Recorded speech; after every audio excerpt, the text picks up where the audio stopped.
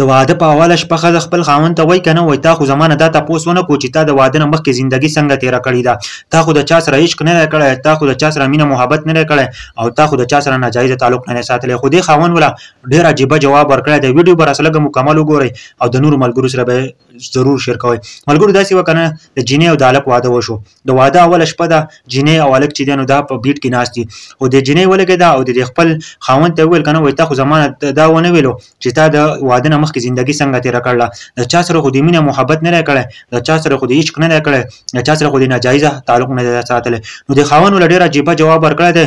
وایي قسم مې دې په هغه رب العزت وي که په زندګۍ کې ما د چا خور لور ته کتلي یا مې د چا سره تعلق ساتلی او یا مې د چا سره عشق کړی.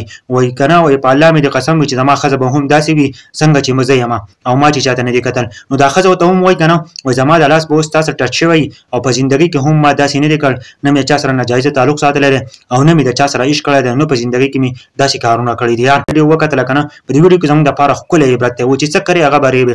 ته په نورو جینکو پسې ګرځې که نه د نورو جینکو عزتونه لوټ کوې نو ستا په کور کې چې کومه جینۍ ناسته ده دې عزت به هم بله ورځ لوټ کېږي. ته چې په نورو جینکو چې دی نو بې عزته کوې، په نورو جینکو پسې ګرځې، واده شوو جینکو پسې ګرځې نو بیا چې دی نو ستا سره به هم داسې کېږي. یار چېرته هم د پردو جینکو پسې مه ګرځئ، د پردو جینکو عزتونه کوئ بیا به ستاسو چې کومه ښځه وي نو هغه به هم پاکه وي. او که تاسو چېرته په پردو جینکو عزتونه لوټ کوئ او پردو جینکو پسې ګرځئ نو ستاسو ښځه به هم خرابه وي، په هغه باندې به نور خلک اړم وي. ښه ګوره چېرته هم داسې په زندګۍ کې مه کوئ که تاسو په نورو جینکو باندې اړم وي نو ستاسو په ښځه باندې به نور خلک اړم وي. دا ګوره حقیقت خبره ده. ښه وایي چې څه کرې هغه به ریبې، په زندګۍ کې چې څنګه وکړل که نه هغه شان به ستا سره کېږي. ښه دا ویډیو د نورو ملګرو سره ضرور شیر کړئ، هغه کسانو ته ضرور ورسوئ نن سبا چې په دې کومه ګندګي کې اخته دي، په کومه فضولیاتو کې چې اخته دي او کومه چې د پردو جینکو پسې ګرځي دا هغو ته ضرور ورسوئ. یا زما هم اصل مقصد دی که نه که څوک زما ویډیو ګورئ که نه دا ضرور ګورئ په دې باندې عمل وکړئ. ګوره بیا به وروسته ډېر زیات خفه یي دا د خلکو نه وځي. ګوره ښه ته چې د بل جینۍ پسې ګرځې نو ته په خپل کور کې هم سوچ کوه که نه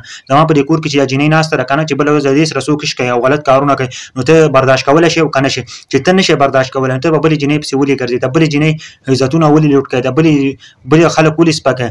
نو بل سړی هم چې دی نو هغه په خپلې خور او لور باندې خارېږي، هغه پرې غوسه کېږي، هغه له هم غوسه ورځي. نو دا ویډیو هغه خلکو ته ضرور ورسوئ. زموږ دا معاشره ډېره ګنده روانه ده، ډېر په ګنده نظام کې روانه ده. الله رب العزت دې خیر کړي او ټول ته دې الله پاک چې دی نو معافي وکړي ځکه چې موږ ټول ګناهګار یو که نه د چا نه یو شان ګناه او د چا نه بل شان ګناه خو ټول په ګناه کې اخته یو. الله دې موږ معاف کړي او ټول ته دا ویډیو ضرور